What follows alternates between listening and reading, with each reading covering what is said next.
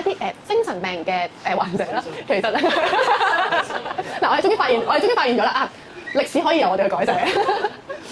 係，因為咧佢哋可能係一啲腦嘅回路裏邊咧，令到佢哋發唔到夢。咁但係咧發唔到夢之後咧，會出現到咩狀況咧？就係你會見到佢哋咧好可能會出現嘅狀況咧，就係記憶係亂啊，係啦，記憶佢哋會好亂啊，唔知自己講緊乜啊，唔知自己做緊乜嘢啊嗰啲，其實係代表因為佢有一啲嘢佢唔能夠用夢境去幫佢哋去處理咗。好似我頭先講嘅話，喂。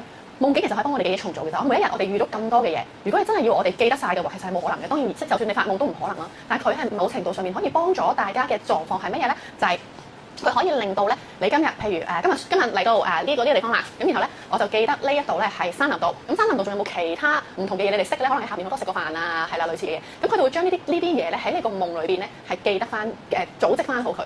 咁然後就從而咧令到下一次你再去揾翻相關嘅嘢出嚟嘅時候咧，你就會有機會有嗰個聯想啦。